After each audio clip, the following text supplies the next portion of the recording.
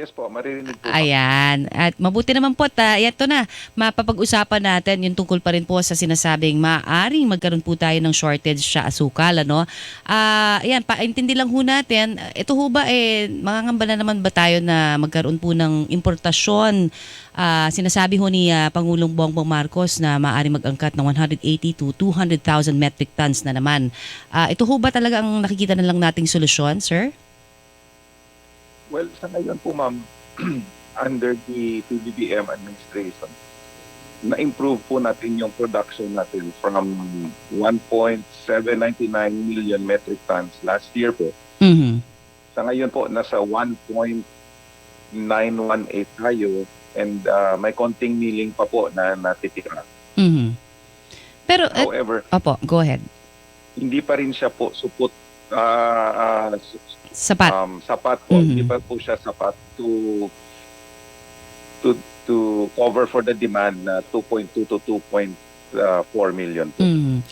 Pero Administrator, hindi ba sumapat din yung sinasabi na mga contingency measures nung nalaman natin na magkakaroon po ng El Nino? Hindi ba na-anticipate at nagawan po ng paraan para hindi sana magkulang? Yung actually ma'am, El Nino year na po at saka nag 1.9 po tayo. Mhm. So, yung measures na ginawa natin help. However po, yung national production is really lower than the national demand. Okay. So, ito hong pag-aangkat is inevitable na, kumbaga. Well, not unless we improve the national average po sa production, then yun na talaga yung mangyayari sa atin every year. Every This year. po, if you notice, yung sinasabi ng presidente is 185 to 200,000. Aha. Yung pinaplanong i-import po is not now.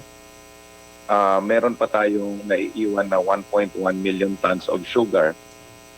But yung agreement po ni Presidente and nung DA-SRA last year pa po is to always make sure na we have 2 months buffer stock. So, Para hindi na po yung mangyayari yung nangyari noong August 2022 opo.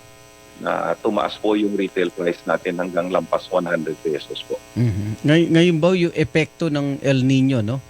Mga nasa ilang porsyento po ba, Administrator?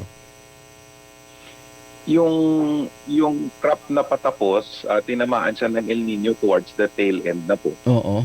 So, mayroon tayong drop in production. Nabawi po ito ng increase in area. Kasi lumaki yung area natin by about 3,000 hectares compared to last year. Mm-mm. It Ano was brought about by the favorable farm gate prices. Okay. Pero ito Now, Mhm. this year, yung problema natin, yung maliliit na sugarcane which we will harvest in October more or less, yun po yung nagsasuffer sa El Nino sa ngayon. Mhm. So yung 1.1 million po na metric tons ng asukal, hanggang katapusan na ho yan ng taon? Next year na ba tayo kailangan mag-import? Paano ho? Hindi, ma'am, yung taon po kasi ng sugar industry ends in August 30. I see. So that's Oo. where usually yun yung confusion among the agencies Opo, as well. opo. Kasi yung year end namin is August 30. I August see. 30. Tapos Oo. may pag-aani pa nun. Yeah, and then Ah. pag year end August 30 kasi yung new crop is September 1. So Yes. yung ani natin is expected sometime September 15 to October 1. Okay. I see. Pag medyo 2024 po. Okay. Pero pag okay naman ng buffer stock at iba pang produksyon, isasantabi na yung importasyon, no? Yes. Oo. Sa ngayon po, we are monitoring the demand. Ayun. Pero definitely, Nag-increase po kasi yung demand eh.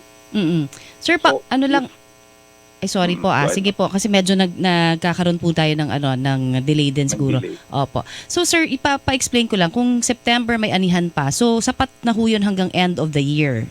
Again, dun sa medyo nalilito lang din pa ho ako dun sa mga sinasabi na magi-import tayo yearly na. So does this mean na ito yung magsisimula ngayon na itong taon?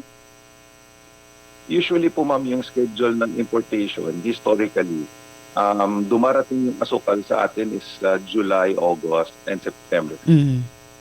Yun yung time na wala tayong ani. So, Okay. that's where we import. Mhm. Um, yung nangyari in 2022, na-delay yung importation natin. So, meron tayong shortage sa supply noong August 2022. Mhm. And yung instruction po ng pamahalaan sa atin is to always make sure na we have a 2-month buffer stock, I see. which is normal naman po every year yun historically. 2022 lang talaga po nagka-problema. So are we to say and expect, sir, na dahil naabatan naman natin this year, wala naman ho tayong magkakaroon ng problema sa pagtaas muli like nung 2022 sa presyo po ng asukal?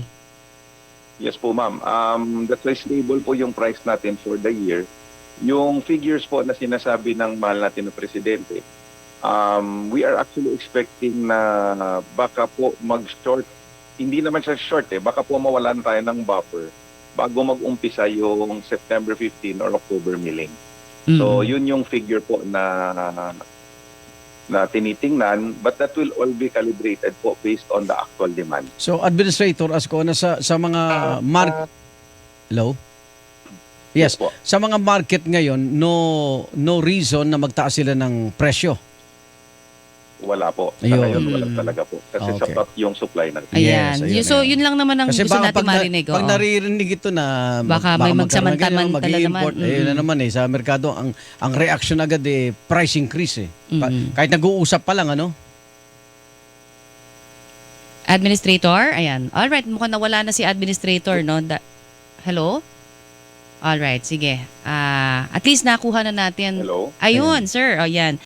So, yun lang naman ang aming gusto pong assurance na walang magiging pagtaas, kasing taas noong 2022 kung sakali ho na sinasabi natin na mawala yung buffer stock natin this year. Wala naman ho tayong na-expect. Yes, Ayun. Wala po. We already identified a trigger point po sa supply. Mm-mm. So, yung pinag-usapan po namin ni Secretary Laurel, once umabot tayo sa that level, that's when we activate the import plans po. Alright. Pero last na lang po siguro on my part, meron pa tayong mga iba pa hong gagawin para mas mapalakas pa ho ang ating produksyon. Lalo na sa gitna po ng, syempre, may El Nino, tapos may mga inaasahan pa tayong La Nina. So for the next year or few years from now, ano ho ba yung mga long-term plans natin para mas mapalakas ang produksyon ng asukal?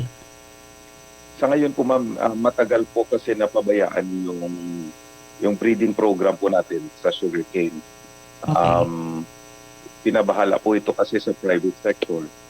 So, yung first instructions po ni Presidente sa amin nung pumasok kami sa office is to make sure that the government research program and breeding program is revived po. Mm-mm. Sa ngayon, under Secretary Laurel, marami na tayong plans one of which is to import a better variety from elsewhere, no? So that we can breed with our local. So improve po natin yung gene pool po ng sugarcane natin kasi matagal na to hindi na-improve.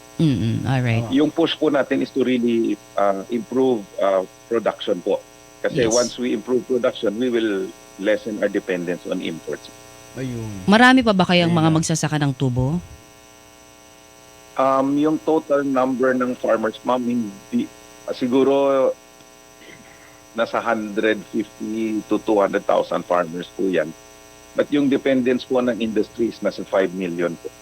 Kulang na kulang pa rin. So sana yun ang magkaroon ng incentive yung mga magsasaka natin, 'di ba? Kasi nababawasan yung kabuuan ho ng mga nagsasaka na sa atin 'di ba? Because of the usual problems na hindi na pinapasa sa kanilang mga anak dahil hirap din sila sa mga kasalukuyan po mga problema, no, sir? Tama po yan, ma'am. Wala tayong new generation po. Yun lang. Nako, sige ho, aabangan namin kung ano magiging plano naman kasi mahaba-habang usapan yan. And we know na may meeting pa ho kayo, sir. Maraming salamat sa Thank you pagbibigay po sa amin your ng time, oras. sir. Ingat po.